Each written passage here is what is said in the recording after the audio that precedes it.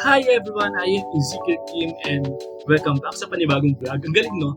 Ang tagal bago na sundan yung last vlog ko from this from this vlog, and I just really want to greet everyone a happy new year. It's already 2026 and the first Sunday ng 2026. And I just came up into something very exciting. So it's all about my past experiences. And what do I mean by my past experiences? Experiences na feeling ko sa akin lang ako nakaranas nito. Sorry, may note ako dito. And experiences that makes me stronger person and makes me who I really am today. Experiences that taught me about human trait na akala ko tama pero hindi pala. Sakit, diba? So, without further ado, let's start this vlog. So, number one on my list, actually, sinulat ko siya, and I will tell this vlog na parang nagpakwento lang ako sa inyo. Kasi sinulat ko siya kinumpile ko lahat ng gusto ko sabihin sa vlog nito at kinumpile ko siya sa aking panibagong topic. So, nandito siya lahat. Kaya, there are times na siguro babasahin ko siya and, just magkwentuhan lang tayo. Parang gano'n. Advice. So, syempre unahin ko na dyan yung mga tao magaling magbigay ng advice. I remember growing up, I met a lot of people na ang galing magbigay ng advice. But as you can see them now, this bago 2025 tapos papasok 2026, as you can see them now, I never thought na yung mga advice na binibigay nila sa akin ay hindi rin nila nagagawa. Huwag kang post ng ganyan, maraming makakabasa niyan, isipin mo yung magulang mo, pastor. But all of them trumps kasi wala talaga, hindi ko nakikita yung advice na binibigay nila sa panahon na yun. Dati pinapagalitan nila ako dahil sabi nila magulo daw ako, salbahe daw ako, and I am a bad kid, to the point na nasabihan nila ako na walang gusto daw makapagkaibigan sa akin at lalayuan nila ako. You know what? As I grow up, na-realize ko na how do they want a kid to grow up is sa paraan na gusto nila at hindi nila hinahayaan ang bata maging bata. Emotional ako nung pinakita ko kasi honestly, I felt so stupid about my life. Before, na-realize ko na parang hindi ko na-attain yung gusto nilang mangyari sa akin. And syempre diba, yung mga ganun kasi kapag nagagawa mo yun, nakikita ko na binibigyan nila ng reward yung mga anak nila. Pero ako hindi ko na-attain, hindi ko nagagawa yung mga gusto nilang mangyari sa akin. But then I realized that's not them who will write my life. I just then realized as a Christian, it's all about trusting your life to the Lord. And I felt so stupid. At the same time, I felt so suppressed na lagi na, lagi na lang ako sumusunod sa mga gusto nila and I can't do what I want to do before. Kaya naiingit ako sa mga bata ngayon na hinahayaan ng mga magulang yung gusto nilang gawin. And it's so liberating na today. Before talaga, siguro napapalo ako. And with that, it makes me limit, it makes me limit my movement and makes me control what I supposed to come out of my mouth. And kapag miski maliit na salita or like even, kasi syempre bata ka, so you're kind of naughty. And syempre, bata kasi hindi mo inisip yung sinasabi. So yung parang natural na bata, magulo, makulit, gano'n. And kapag minagawa ka, people were like putting into my mind na hindi ka mahal ng Diyos, makasalanan ka, and you're going to hell. And yeah, naranasan mo siya nung bata. It's so sad na. Number 2 on my list are the people inside the churches. So, I'm not going to put it in that way dahil I grew up inside the church. Siyempre as a Christian, and I met a lot of people before. Again, uulitin ko ha, before, iba na po yung simbahan na inaatinan ko at iba na po yung simbahan namin ngayon. So, dalawa yun ha guys. Ang kinukwento ko ay yung experiences ko before with those people inside the church. Malinis po tayo doon. Okay, grabe, naging ka no? Okay, I just want to make that one clear. Okay ha? I will tell this story as a part of my experiences na lahat ito ay naranasan ko. And as a baby Christians, may mga tao na I think when I was 14 years old, 15 years old, and during those times, and of course, mas matured ata sila sa akin. sometimes they laugh at me when I make or when I said the wrong things. Yung normal na pagkakamali lang. Na ngayon, parang wala lang. Pero before, grabe, simpleng mali ko lang, they make a big deal na pagtatawanan ka, magmumukha kang tanga at bobo. Alam mo naman yung mga ganun, and I don't know if I am stupid during those times. Sometimes, alam mo, dati, I just really feel so bad talaga kasi sometimes ginagamit pa nila yung word of God just to correct you, and sometimes makes you less valuable of yourself. Naranasan ko yun. So parang feeling ko na worth it pa ba ako? Hindi na, kasi napagsabihan na ako nila ng ganito, ng ganyan, at magagaling sila. So ganoon na yung mindset ko. And hindi siya talaga healthy for a teenager or sa mga ganong edad yung ganun ginagawa nila sa akin. And medyo masakit yun para sa akin kasi growing up, marami din yung taong ginagamit nila yung personal na interest nila for the ministry, and ngayon nare-realize ko to dahil I don't think na normal na iyon. I have to keep my mouth shut sa loob ng isang ministry dahil why? Bakit kailangan why do I need to keep my mouth shut? Because before, there are brothers, sisters, families that when you speak of someone, pagtutulungan ka nila at marami sila, kaya naman wala, alam mo yun, yung ganong feeling na parang niya, ito tatay niya, ito tita niya. So parang alam mo yun, pagtutulungan ka nila kapag when you speak of someone or ganun. Kaya wala akong magawa noon dahil at the same time siguro kasi 14 years old pa lang ako, 15 years old pa lang ako, and I don't know why it happens to me. So yeah, very suppressing talaga. And I remember din na huwag mong away ng mga tao sa loob ng church. Yung mga ganun sinasabi nila. But then I realized that nobody's perfect.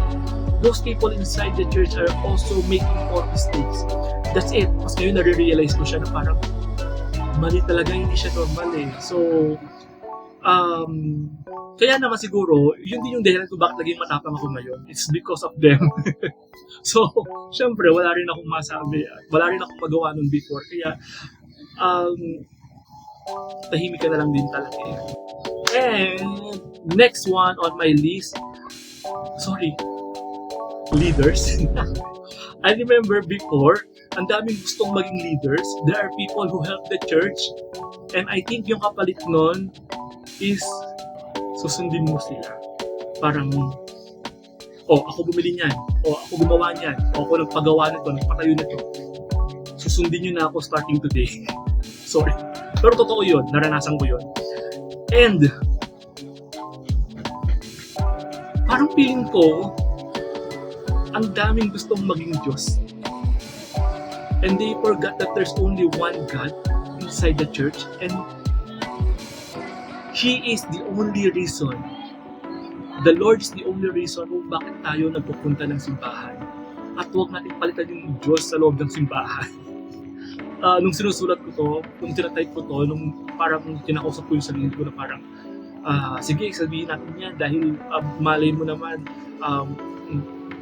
bukod sa'yo, meron ng ibang nakaka-experience niya. And you know what? Before, wala akong magawa nun dahil bata ako nun. At hindi nila ako pinapakinggan. I mean, siyempre, bata ka, so sino makikinig sa'yo? Well, nandiyan na yan sa susunod na topic ko. And siyempre, next one on my list is unable to speak up. I love how these days, in recognizing if someone wants to speak up and everyone listens and pay attention. Dati, when I was young, even in my teenager year, I wasn't able to speak up about my feelings, about my thoughts, about my suggestions towards something. Dati, I remember may mga tao sa loob ng simbahan na kapag salita ako, and they will stop me, post me, and move to the other person.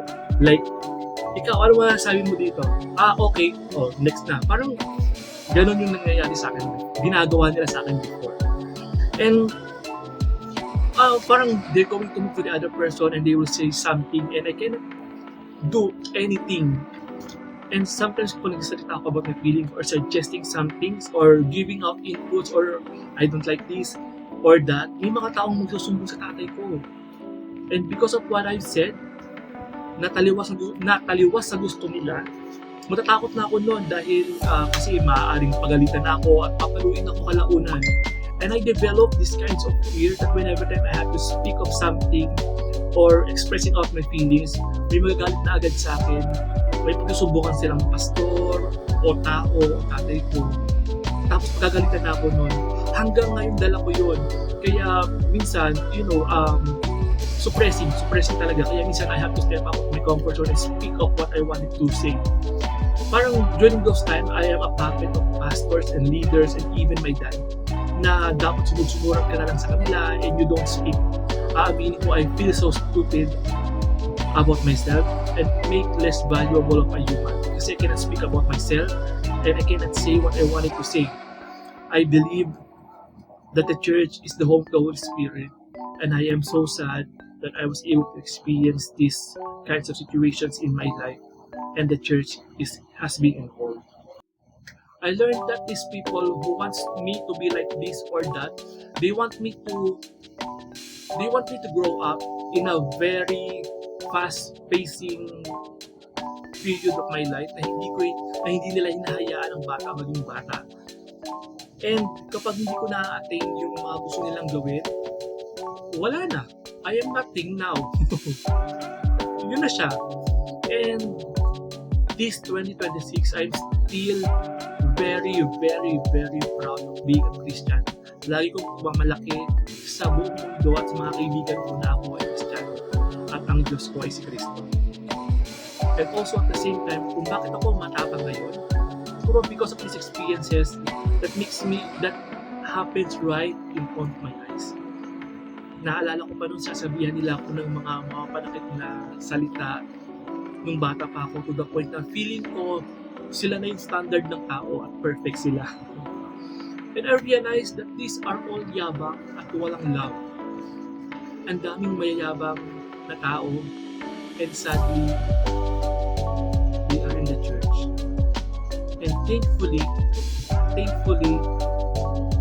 sa church namin ngayon, they are all humble at tinuruan sila ng Diyos. And sa church na natin ng Corinto, I feel the love, I feel that I am a part of the family. Ito lang, siguro may masasabi lang din ako sa mga hindi pa rin gising, sa mga hindi pa rin woke. Please, hayaan nyo ang Diyos na maging Diyos, huwag nyo siyang pangunahan. Buti na lang yung Diyos ko, buti na lang si God or si Jesus, never niya akong ginudge, never niya akong kinutya, pinagtawanan. Sa halip, minahal niya ako ng buong buo. At tinanggap niya kung sino ako ngayon at kung sino talaga ako. And I am not perfect. Sa mga leaders naman po ngayon, maging mabait po kayo sa mga members niyo at huwag niyo po silang pagkasalitaan ng mga masakit na salita gaya na naranasan ko before. At hayaan natin silang mag-express ng kanilang gustong sabihin and let them feel the love inside the church and let them feel the love of you as a leaders. And to all the Christians out there, be inspired. Be the reason why someone's going to have hope for tomorrow. And be the reason to let them stand up for themselves and see the Christ in you. Hayaan po natin na makita nila ang Diyos sa buhay natin. Huwag po tayong maging mayabang. Once again, I am Ezekiel Kim and this is my past experiences na namagatang ko dati. Thank you so much for watching this vlog at kapag nandito ka sa dulo, thank you so much for watching this long vlog at naway sana you know where I'm coming from in my life now. Maraming salamat po and God bless you. Be yourself.